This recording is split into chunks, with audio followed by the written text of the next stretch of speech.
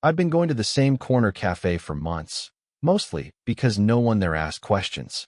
I'd slip in after work, order a small Americano, then sit by the window with my headphones in, but no music playing. Just the hum of other people's lives. That's where I first noticed her.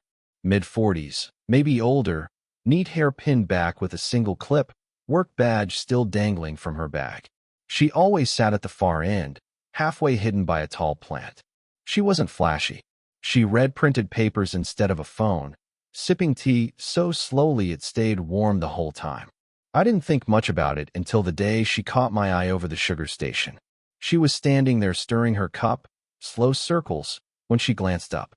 Not a long look, just enough to see that I was looking too. Her eyes were steady but not challenging, like she was used to being looked at and had decided not to react. After that, she started remembering my order. Not out loud. Just a small nod to the barista when I walked in, the way you'd do for a colleague. By the time I reached the counter, my drink would already be in progress. "He likes it black," she said once, almost under her breath. The barista laughed. I didn't. I'm 26. Most people think that's still figuring it out age. But for me, it's been a kind of loop. Work, gym, half-hearted messages on dating apps, ghosted more than I care to admit. At night, I draft texts I never send. Sometimes just a single emoji. Sometimes a whole paragraph. Then I delete it. The next morning it feels like it never happened. She never asked my name, and I didn't ask hers. But we had a kind of rhythm. She'd be reading, I'd be scrolling, and our eyes would meet over the rim of our cups. Once, when the cafe was crowded, she sat at my table without asking. Just placed her cup down and said, "No other seats." She smelled faintly of eucalyptus hand cream. We didn't talk much. When we did, it was about nothing. How the coffee was stronger on Mondays, how the air conditioning always blasted too cold. But her voice stayed with me after she left. Low, even a little tired. I noticed her hands more than anything. Short nails, pale scar on one knuckle, a thin ring on the right hand instead of the left. She folded her napkin into a square before leaving, always placing it under the empty cup. Small habits you'd only catch if you were paying attention. Yesterday, she surprised me. As I was packing up my laptop, she tapped the table with her fingertip like a soft knock. "You always sit here," she said. It wasn't a question. "Yeah," I said, clearing my throat. "Good view." She smiled, just a corner of her mouth. "You watch people." I didn't know what to say to that. She slid her tea across the table, stood, and left without another word. 5 minutes later, as I zipped my bag, my phone buzzed. Unknown number. The message was short. "Same seat tomorrow? I'll bring something better than coffee." I stared at the screen, thumb hovering over the keyboard, not sure if I should reply. Outside, she was already halfway down the street, not looking back. The next afternoon, I went back to the cafe early, 20 minutes before I usually did. Same seat, same window. I didn't know if she'd actually show up or if the message had been a mistake, a wrong number, a joke. I kept the phone face down, but kept glancing at it anyway. She arrived 5 minutes late, carrying a small paper bag and a thermos. No badge on her bag today. Instead, a worn leather notebook tucked under her arm. She slid into the chair across from me like she'd been doing it for years. "Traffic," she said, setting down the bag. "I wasn't sure you'd come." I tried to sound casual. "You texted." "I came." She smiled at that, a faint crease at the corner of her eyes. "Here. It's not coffee." She poured dark tea into a paper cup for me. "Cinnamon, cardamom, and something floral." "Homemade?" I asked. "My mother's recipe," she said. "She used to make it for me during exams." "I figured you're always typing on that laptop. Maybe you're studying." "Working," I said. "Photo editing." "Oh." She nodded, like she was filing that away. We drank in silence for a while. Outside, a school bus hissed to a stop. I washed her hands again, the way she cupped the thermos as if warming her fingers. She wore a plain silver ring now on her left hand instead of the right. I couldn't tell if that meant anything or nothing. Finally, she said, "You remind me of my son." I blinked. "You have a son?" "He's 24.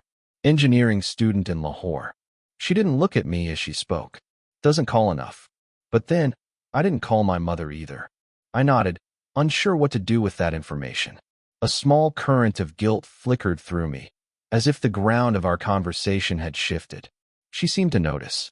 "That's not why I texted you," she added quickly. "You just look like someone who could use a proper drink." "Guess I do," I said. We laughed softly, but it wasn't a joke exactly. I wanted to ask more about her son, about her life beyond this cafe, but the questions felt dangerous, like leaning too far over a balcony. Instead, I said, "I don't usually sit with people." "I know," she said. "Neither do I." Another silence. This one heavier. I imagined her leaving and me never seeing her again. I imagined her telling a friend about the boy at the cafe, how he stared too long. I imagined her husband. She hadn't said the word, but the ring spoke enough. Opening her phone and finding my name. I reached for the paper bag she'd brought. Inside was a small sandwich, neatly wrapped. "For you," she said. "You always look like you forget to eat." I smiled, trying not to. "You're observant." "You're obvious," she said gently. That stung a little, but I let it pass. We ate in uneven bites. Her phone buzzed once on the table. She flipped it over without checking. "Do you ever miss being younger?" I asked suddenly. She gave me a sharp look, then softened. "I miss not thinking about consequences all the time," she said. "But then I remember how lost I felt back then." I swallowed. "I'm still there," I said quietly.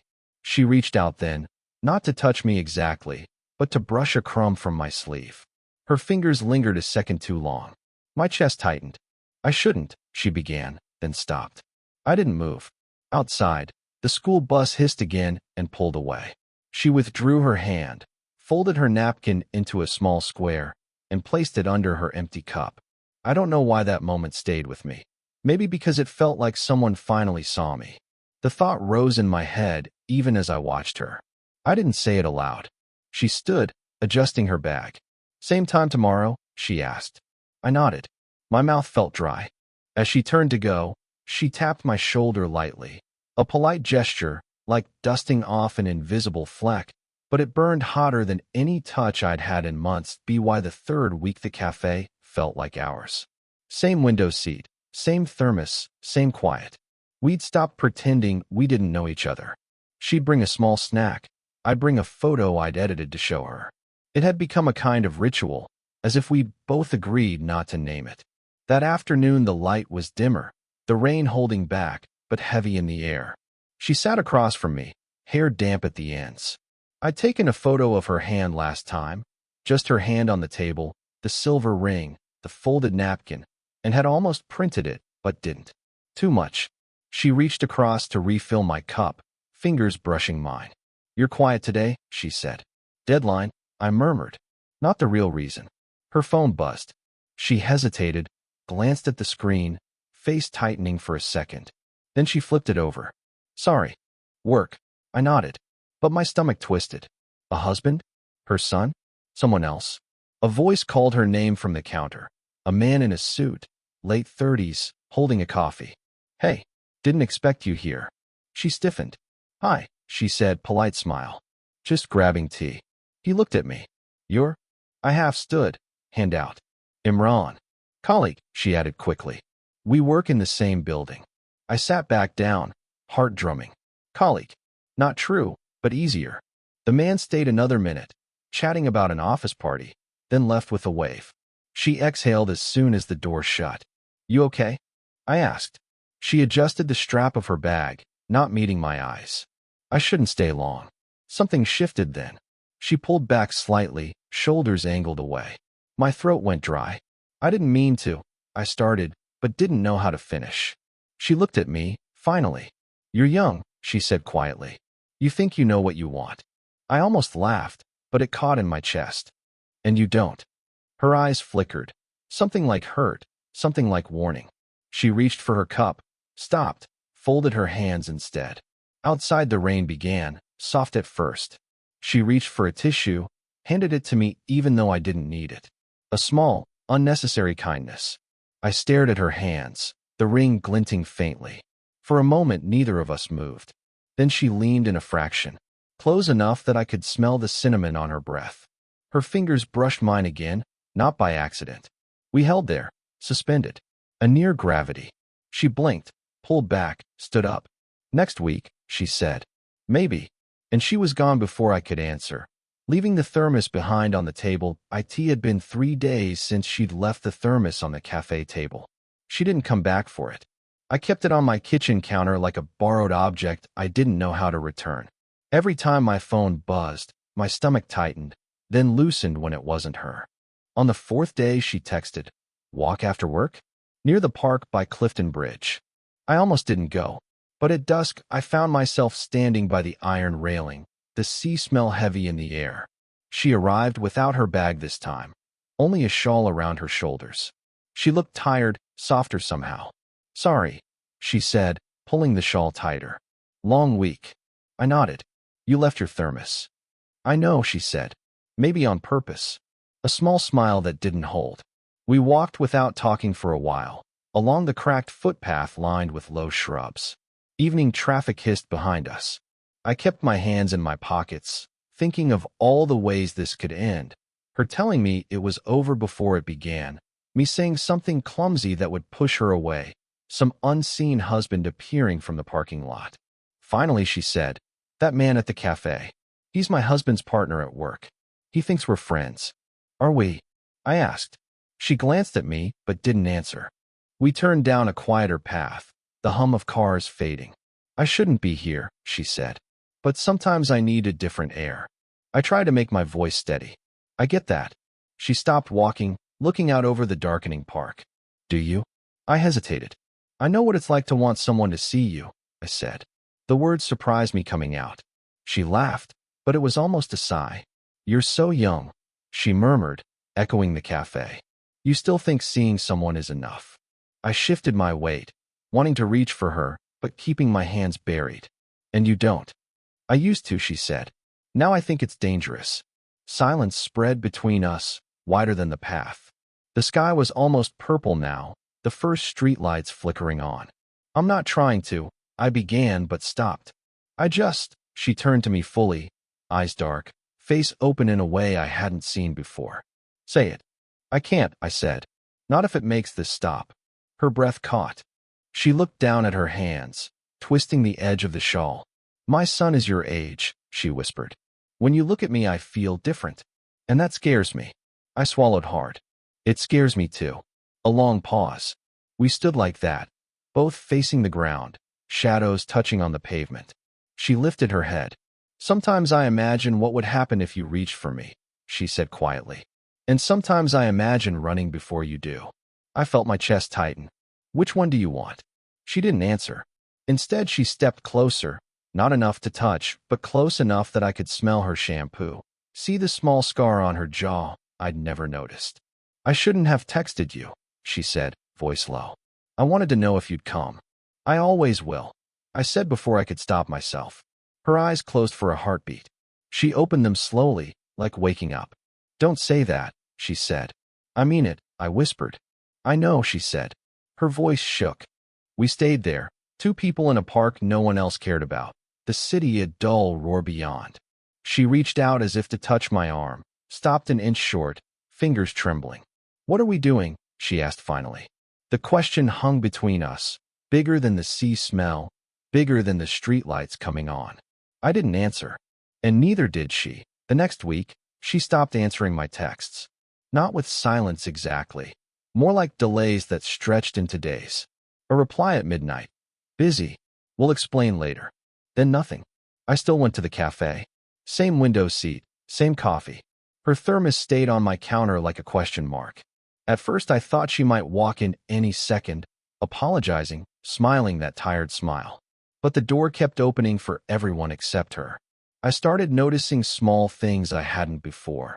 The way the barista looked at me with quiet pity, the empty chair across from me, the reflection of my own face in the window when it got dark. Each day felt like a placeholder for something that wasn't happening. On the 3rd day without her, I left early and walked by the park. The bench where we'd stood was empty. A torn shawl thread clung to the railing. I almost picked it up, but didn't. That night my phone buzzed. Unknown number again, but I knew. "Can't meet. Need space." "I'm sorry." I stared at it until the screen went black. I typed, "Did I do something?" Then deleted it. Typed again, "I'll wait." Deleted that too. In the end, I sent nothing. The next day, a colleague of mine mentioned her name in passing. You know she's on leave, right? Family emergency. My head jerked up. What kind of emergency? But he just shrugged. Something about her son. Heard he was in an accident. Nothing serious. I walked home feeling like the city had tilted slightly. All the nights we'd sat together, and she'd never mentioned anything beyond exams and tea recipes. She had a son my age. She had a husband. She had a whole life parallel to mine, running under the surface. I wrote a message on my phone. Are you okay? Do you need anything? My thumb hovered over send. I watched the typing bubble blink and vanish even though she wasn't there. Then I locked the screen. At the cafe, the barista asked if I wanted my usual. Sure, I said. But I didn't sit at our table. I stood by the window instead, drinking fast, as if finishing something that didn't belong to me. The days blurred. Work, gym, nights with unsent texts stacked like drafts of a letter I'd never mail. Hope, confusion, withdrawal, in loops. Sometimes I thought about showing up at her building. Sometimes I thought about blocking her number. I did neither. One evening, coming home, I saw a light in her apartment window.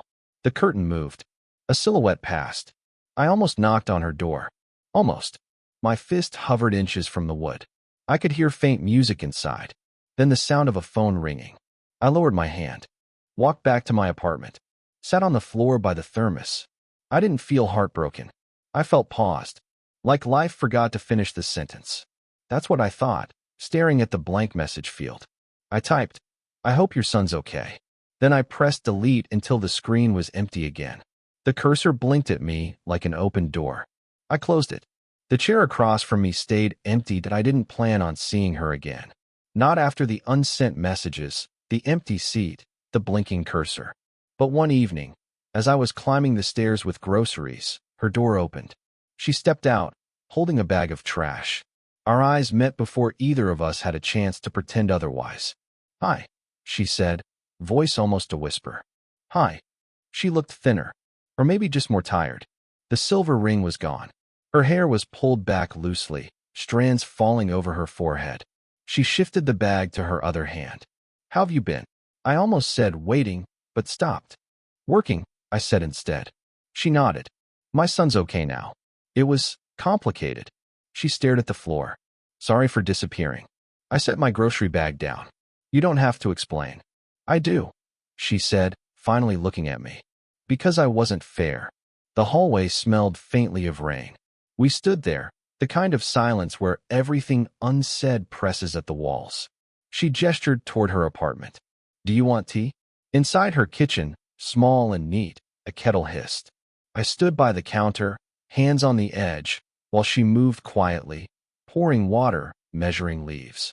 It felt like the first time I'd seen her in her own space. The things she didn't show at the cafe, chipped mugs, magnets from cities I'd never been to, a photograph of her son taped to the fridge. She slid a mug toward me. It's the same tea, she said, but it tastes different at home. I wrapped my hands around it. I didn't know if I'd see you again. I wasn't sure either. She leaned against the counter, arms crossed. You make me feel not my age. And that scared me. I never wanted to scare you, I said. I know. She rubbed her thumb along the rim of her cup. But I also didn't want you to be a mistake.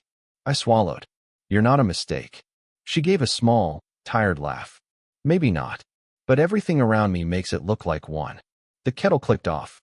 Steam drifted between us. I almost knocked on your door, I said.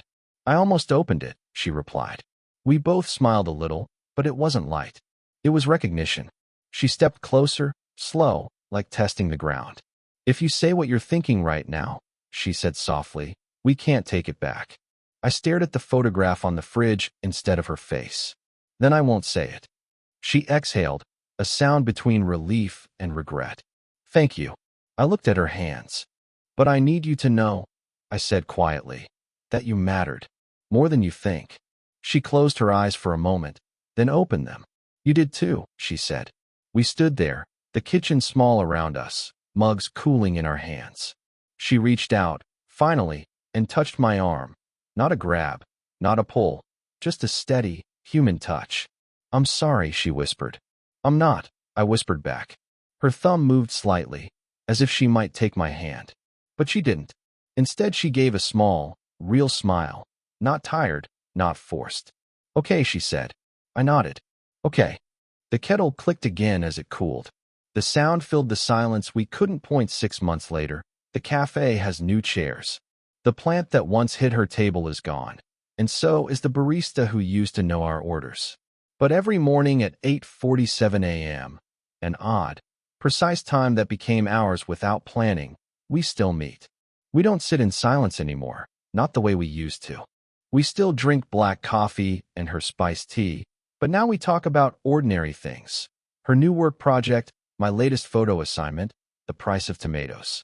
It's not thrilling, but it's ours. The first weeks after that night in her kitchen were slow. We didn't see each other every day.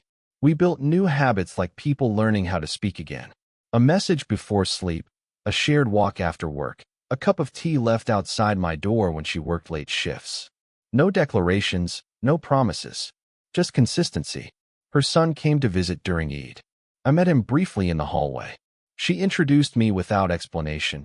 Just, this is Imran. He nodded politely. Later, when she told me he'd asked if I was her friend, she laughed. I said yes. It was true. Sometimes we still walk by the park near Clifton Bridge. The bench where we once stood is rusty now, paint flaking off. She always runs her hand over the railing, like touching an old bruise. One evening she said, I used to think this was where things ended. And now? I asked. She glanced at me, a half smile. Now it's just where we pause. We still have pauses. She still folds her napkin into a square, still flips her phone over when it buzzes. I still hover over unsent texts, still get nervous before knocking on her door. But the nerves feel different now. Not fear, just a tremor of wanting to protect what we've built. One morning, as she poured tea into my cup, I noticed her ring finger bare. She didn't explain, and I didn't ask. Later that week, she told me she'd moved into a new apartment closer to work. It's small, she said, but it feels like mine. I started coming over on Sundays. Sometimes I help her cook. Sometimes she sits at the counter while I edit photos on my laptop.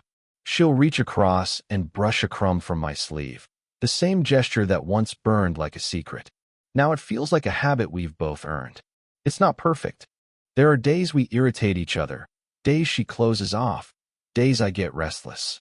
But then she'll make that tea, the one from her mother's recipe, and slide it toward me without a word. And the room settles. This morning we're at the cafe again, window light slanting across the table. She's reading printed papers. I'm scrolling without sound. At 8:47 a.m., she taps my hand softly, like a knock. You always sit here, she says. I look up. Good view. She smiles, not tired, not forced. We watch people. We both laugh a little, remembering. Outside, a school bus hisses to a stop. She reaches for her cup, then for my hand, holding it for a quiet second. No one looks. We don't need them to. I don't know why this moment stayed with me. I think.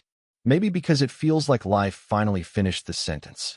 She squeezes my hand once. Ready? She asks. I nod. Ready. We get up, leaving 2 cups, 1 black coffee, 1 spiced tea, and a folded napkin square under the empty mugs.